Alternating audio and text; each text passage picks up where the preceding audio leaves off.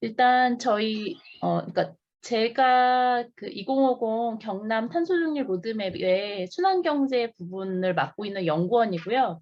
어, 뭐 다른 얘기는 이제 다 종합적인 얘기는 들으셨을 테니까, 예, 그건 빼고, 그러니까 지금 저희 연구진이 이제 경남의 2050 탄소중립 로드맵을 실현하는 데 있어서 순환경제 부분에 있어서 어, 연구를 진행하는 데 있어서 이제 핵심 의제를 설정을 했어요. 근데 그 의제를 그래도 도민분들과 좀 논의하기 쉬운 그 주제로 좀 바꿨거든요. 그 표현이라던가 그런 것도 바꿨는데 그 사전 자료를 보시면 아시겠지만 일단 제가 그래도 제안을 하는 그 주제는 한 5개 정도 되고요. 일단 첫 번째는 그 경상남도의 2030년 그리고 2050년에 그 폐기물 양은 어떻게 될 것인가. 그러니까 뭐 이게 늘어날 것인가 줄어들 것인가 그리고 그 폐기물들도 종류가 있잖아요. 그러니까 생활에서 발생하는 폐기물들, 뭐 건설 폐기물, 음식물 쓰레기 뭐 이렇게 있는데 이런 것들의 그 비중, 특징은 어떻게 될 것인가에 대해서 이제 전망을 해야지 그래도 우리가 어떻게 뭐 감축할 수 있고 뭐 얼마나 감축해야 되고 그런 목표를 설정할 수 있기 때문에 그런 부분에 대해서 한번 인구 변화라던가 그리고 소비 생활 변화 뭐 이런 것들을 감안을 해서 좀 이렇게 전망을 해주시면 어떨까 생각을 하고요. 그리고 그 저희가 사전에 그 경남의 탄소중립위원회 위원장님들하고 또 두 차례 정도 회의를 했었는데 일단 그 순환경제 부분에 위원장님도 그렇고 다른 이제 경남도청 내부의 분들도 얘기를 하시길 이 순환경제 부분은 다른 어떤 분과보다도 시민들의 참여가 굉장히 중요하다. 시민들의 의지와 참여가 중요한 부분이다라고 하셔서 그렇다라고 하면 경남도민 1인당 1인당 생활 속 폐기물은 과연 줄일 수 있을 것인가, 줄인다라고 하면 얼마나 줄일 수 있을까라는 부분에 대해서 좀 한번 고민을 해봐 주셨으면 좋겠고, 그리고 세 번째는 그 제가 이 세 번째 질문을 드린 이유는 이후에 장표를 보면은 좀 더 이해를 하시기 쉬울 것 같은데요. 그러니까 이 탄소 중립이라는 거는 그러니까 어떻게 보면 최종 목표는 그러니까 결과론적으로 얘기를 하면 폐기물로 인한 온실가스 배출량을 이제 줄이고자 하고 그거를 탄소 제로로 만들려고 하는 거예요. 근데 그 얼마 전에 나온 그 탄소중립위원회, 국가탄소중립위원회에서 제시한 폐기물 부분의 온실가스 감축 계획을 보면 좀 정말 이게 좀 온실가스 감축에만 좀 초점을 맞춘 게 아닌가라는 좀 고민이 들어서 그렇다라고 하면 경상남도의 순환경제 달성이라는 것은 그냥 결과론적으로 폐기물로 인한 온실가스 배출량을 단지 줄일 것인가 아니면 정말 나날이 늘어나고 있는 이 폐기물량 자체를 줄이는 좀 더 확장적인 논의를 할 것인가에 대해서 한번 고민을 해봐 주셨으면 좋겠고요. 그렇다라고 하면 제가 앞서서 그 시민분들의 참여가 제일 중요한 부분이라고 말씀을 드렸고, 하지만 또 그것만으로는 사실 여러 가지 장애물이 있는 게 사실이잖아요. 그러니까 뭐 제도도 당연히 중요하고 시스템, 그러니까 산업계의 도움이 없이는 그 시민의 행동이라는 것도 제약이 있을 수밖에 없거든요. 그리고 여타 다른 탄소 중립을 이루기 위한 다른 부분에서와 같이 폐기물 부분에 있어서도 순환경제에서도 뭐 가장 쉬운 예로는 바이오 플라스틱이라던가 아니면은 그 폐기물의 자원화 여러 가지 기술들 그러니까 뭐 첨단 과학과 기술로 이거를 해결할 수 있을 그것도 당연히 중요한 부분이지만 그 과학과 기술의 비중이 얼마나 될 것인가 그러니까 가장 중요하고 경남의 그 폐기물 그리고 폐기물로 인한 온실가스 배출량을 줄이는데 가장 효과적인 수단, 중요하게 생각하시는 수단은 무엇인지에 대해서 제가 또 한번 질문을 해봤고요. 제가 이 부분에서 말씀을 드렸지만 일단 순환경제 달성이라는 거는 크게 세 가지 축, 그러니까 시민, 지자체, 이 지자체는 뭐 국가도 포함되지만 여기 경남 계획이 있기 때문에 경남이라는 그 지자체, 행정의 역할, 그리고 산업계, 이 세 개의 그 주체가 있다라고 했을 때 각각의 역할과 그리고 책임은 어떻게 되는지에 대해서 한번 생각을 해봐 주셨으면 해서 이렇게 5가지로 했거든요. 근데 이 5가지 질문에 대해서 제가 왜 이런 질문을 던졌는지를 다시 좀 말씀을 드리면요. 지금 보시는 왼쪽에 있는 그래프는 전국 폐기물 발생 추이예요. 그래서 이걸 보시면 일단 총량만 보셔도 굉장히 계속 증가하고 있다라는 걸 아실 수 있거든요. 그래서 특히 지금 20년도 통계는 아직 나오지 않았는데 왜 20년도가 그러니까 작년 코로나19가 작년 초에 이제 시작이 됐잖아요. 그리고 코로나19로 인해서 뭐 일회용품이라던가 그리고 의료 폐기물도 그렇고 폐기물이 굉장히 늘어날 거다라는 전망을 많이 하고 있는데 코로나19 이전에 또 18년도에서 19년도로 넘어갈 때 폐기물이 상당히 많이 증가를 했어요. 보시면 거의 14년도부터 18년도까지는 뭐 한 2%, 3%인데 18년도에서 19년도 넘어가면서 10% 이상이 증가를 했거든요. 구체적인 원인은 제가 좀 더 파악을 해봐야 되겠지만 일단은 이렇게 증가를 했고요. 그 중에서도 일단 생활계 폐기물이 차지를 하는 게 한 11% 정도 돼요. 11% 정도 되는데 아무래도 시민분들이 좀 더 관심을 가지시는 부분은 생활계 폐기물 그리고 여기 지정 폐기물이라는 거는 음식물 쓰레기를 얘기를 하거든요. 얘기를 하는데 비중이 뭐 사실 뭐 사업장이나 건설 폐기물에 비해서는 한 10% 내외이고 그리고 음식물 쓰레기는 한 3% 정도밖에 되지 않지만 그래도 시민분들이 관심을 가지시는 부분이고 이 부분은 비중은 좀 줄기는 했는데 양 자체는 또 늘어나고 있는 상황이라서 이 부분에 대해서 말씀을 드리고요. 참고를 하실 건 여기서 얘기하는 이 생활계 폐기물이라는 거는 그냥 진짜 우리가 종량 제품도 내면서 하는 그런 생활 속에서 나오는 폐기물 그리고 사업장에서도 생활계 폐기물이 따로 분류가 되거든요. 그리고 공사장에서 또 따로 분류된 생활계 폐기물. 요거를 같이 세 가지를 해서 생활계 폐기물이라고 부릅니다. 그래서 일단 전체적인 추이를 말씀을 드렸고요.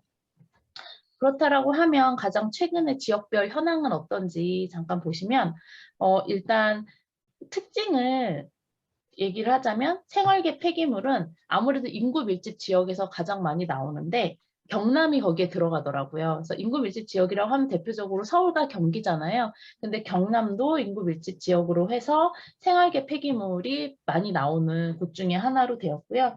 그래서 경남의 폐기물 종류별 현황을 살펴보면 생활계 폐기물이 한 14% 정도 돼요. 앞에서 보신 전국에서 생활계 폐기물이 차지하는 게 11.7%랑 12%가 안 되거든요.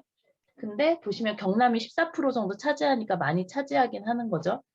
뭐 전체적으로 봤을 때 그냥 폐기물 전체로 봤을 때 경남이 차지하는 거는 전체에서 한 6.4%. 뭐 이게 도다 보니까 그렇긴 한데 지금 여기서 주의 깊게 볼 거는 생활계 폐기물이 다른 지자체에 비해서 많이 나오는 편이다라는 거고요. 그렇다라고 하면 이제 온실가스 배출량에 대해서 말씀을 드리면 가장 최근의 자료가 18년도 자료예요. 그래서 폐기물 양과 폐기물로 인한 온실가스 배출량은 좀 약간 차이가 있거든요. 근데 그게 왜 차이가 있는지로 말씀드리려면 시간이 오래 걸릴 것 같아서 일단 그건 넘어가고요. 국가의 전체 온실가스 배출량 중에서 폐기물 부분의 배출량이 차지하는 게 2.3% 정도 돼요. 근데 같은 연도를 기준으로 봤을 때 경남의 폐기물로 인한 배출량은 한 1.9% 정도 되거든요. 그래서 국가 전체의 수준에 비해서는 단순하게 보면 좀 적기는 하다. 하지만 여기서 또 한 가지 그러니까 좀 문제점이 될 만한 것이 지금 일단 폐기물로 인한 온실가스 감축에서 제일 중요한 부분이 매립 비중을 줄이는 거거든요. 매립은 정말 어떤 처리를 하지 않고 소각도 아니고 재활용도 아니고 그냥 땅에 묻어버리는 거잖아요. 그래서 그걸 줄이는 게 국가 전체 시나리오에서 굉장히 중요한 부분인데 일단 지금 현재 국가의 경우에 매립으로 인한 배출량 비중이 한 46% 정도 돼요. 근데 경남은 한 56% 정도 되거든요. 한 10% 정도 높은 거예요. 그래서 매립 비중이 상당히 높다. 그러니까 상대적으로 봤을 때 소각 비중은 국가가 한 42% 되는데 경남은 31% 정도로 해서 그러니까 소각이 적고 대신 매립 비중이 높다라는 게 여기서 문제점으로 됐고요. 그래서 그렇다라고 하면 향후에 경남 폐기물 발생량 전망을 어떻게 했는지 사실 이게 데이터가 좀 불충분하기는 한데 그래도 경남발전연구원에서 2030년에 그 온실가스 감축 목표 로드맵을 세우면서 폐기물 부분에 대해서도 다뤘는데요. 일단 16년을 대비했을 때 30년에 그렇게 많이 증가할 거로는 보지 않아요. 한 0.5% 정도만 증가할 것이다 라고 보고, 그리고 목표는 한 16년도 대비해서 한 30% 정도 감축하는 거를 목표로 하고 있거든요. 이거는 참고로 보시면 될 것 같고요. 그 제가 1인당 생활 속 폐기물을 과연 우리는 얼마나 줄일 수 있는지에 대해서도 이제 문제, 그 핵심 의제로 제시를 했잖아요. 그렇다라고 하면 그냥 1인당 하루에, 그러니까 국민 1인당 하루에 얼마나 생활계 폐기물을 발생을 시키는지 그 추이를 보여주는 자료가 이 오른 왼쪽에 있는 그래프인데요. 일단 뭐 조금씩이긴 하지만 계속 증가를 하고 있죠. 증가를 해서 가장 최근에 19년도에는 그러니까 국민 한 명당 무조건 하루에 1kg가 넘는 지금 생활계 폐기물을 배출을 하고 있는 거고요.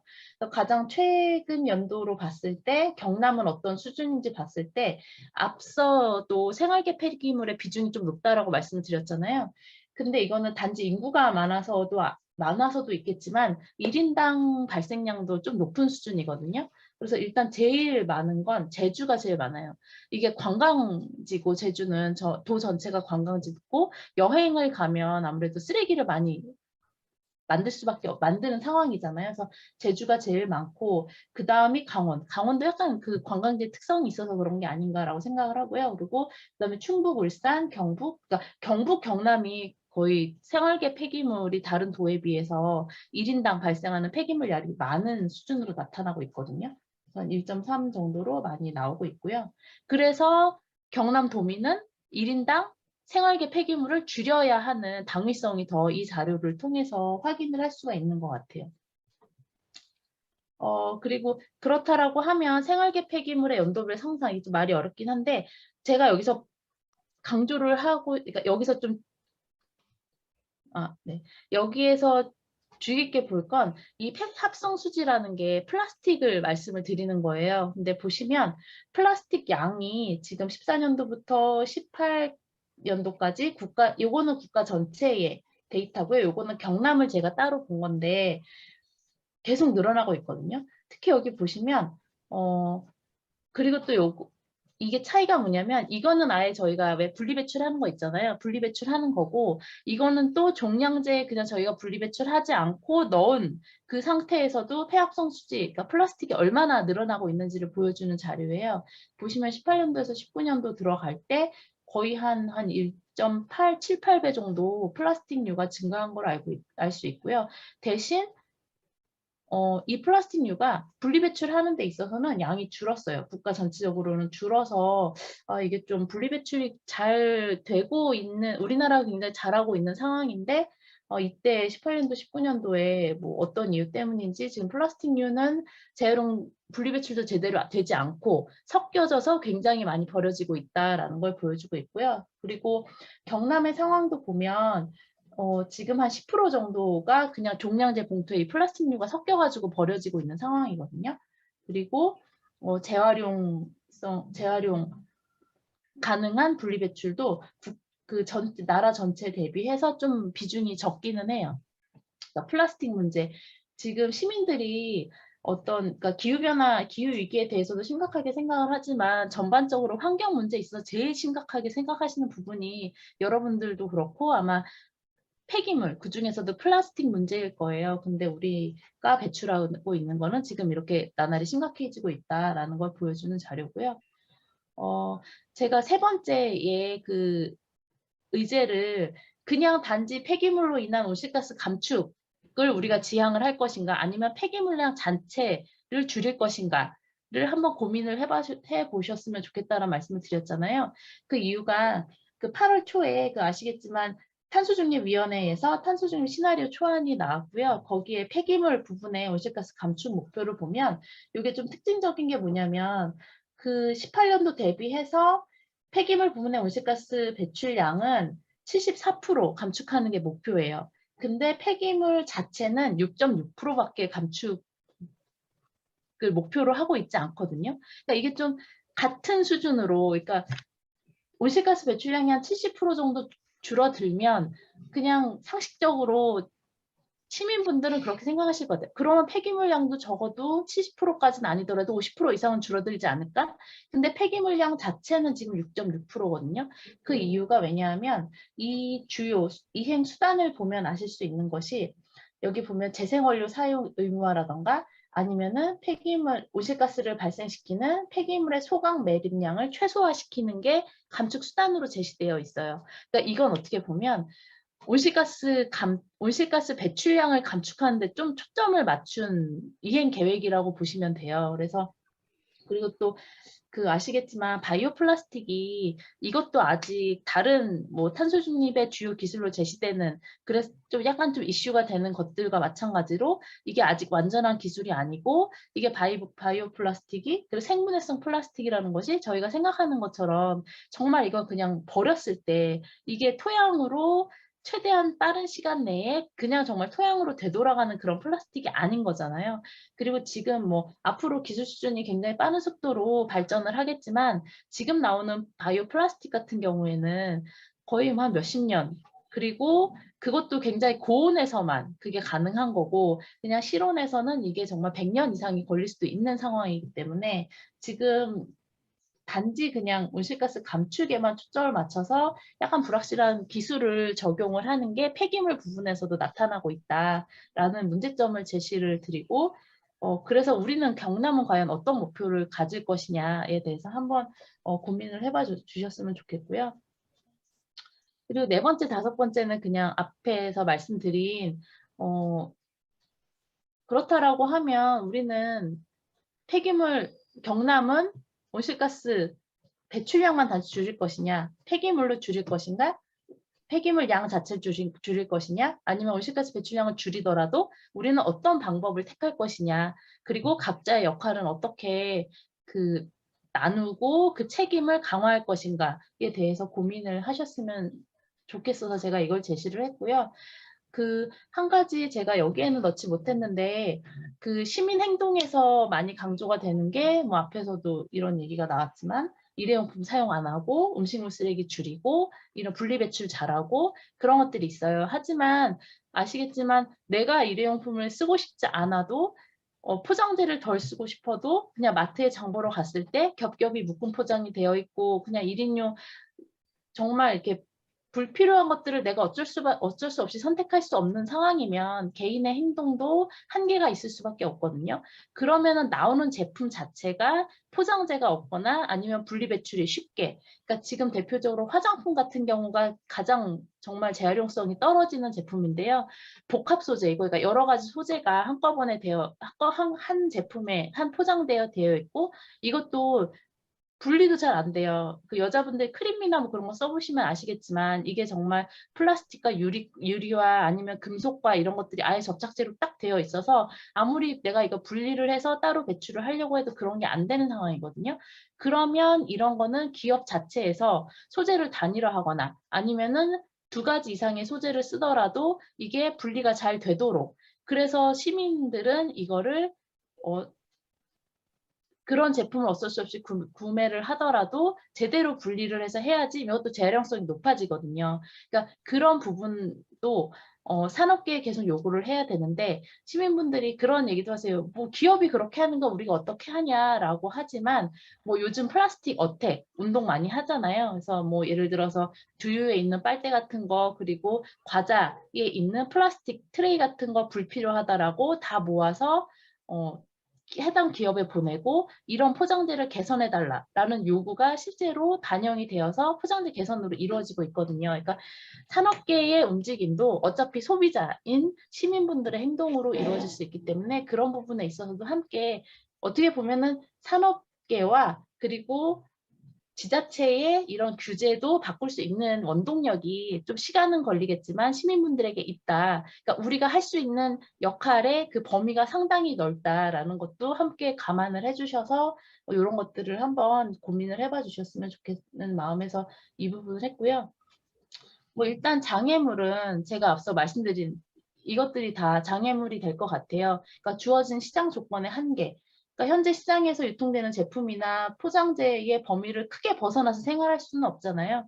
그러니까 우리가 다 정말 뭐 하루에 요만한 유리병 채울 수 있는 만큼의 쓰레기만 배출하고 모든 사람이 살 수는 없기 때문에 그렇다라고 하면 시스템을 바꿔야 되는데 그 시스템이 지금은 장애물로 상당 부분 작용하고 있다라는 거. 그리고 지속 가능한 사회를 위해서 아무리 개인이 변화를 하고 그런 걸 추구하지만 그래도 일단 아시겠지만 대한민국 국민의 가장 큰 장애는 다들 바쁘고 너무 일상이 너무 다른 일로 바쁘다라는 거. 그리고 일회용품을 선택하지 않고 기존의 시스템을 벗어나 소비를 하기에는 그런 것들이 너무 편하다라는 거죠. 그래서 그런 것들을 어떻게 극복하고 할 수 있는지. 그리고 그 세 번째는 이 과제를 하면서 계속 부딪히는 문제긴 해요. 하지만 이 과제는 저희 이 연구는 그래도 이런 것도 한번 극복할 수 있는 방안으로 제시를 하려고 하거든요. 그래서 이 부분에 대해서도 한번 고민을 해봐 주셨으면 좋겠고요. 네. 그리고 마지막은 제가 앞서서 말씀드린 내용을 한번 정리를 했다라고 보시면 될 것 같습니다. 네. 그래서 제가 일단 저는 좀 짧게 말씀드리고 좀 질의응답이나 그런 것들을 하는 게 더 효과적일 것 같아서 제가 여기서 마무리를 하도록 하겠고요. 제가 말씀드린 부분에 있어서 명확하지 않다거나 아니면 질문이 있으시면 네, 부탁드립니다.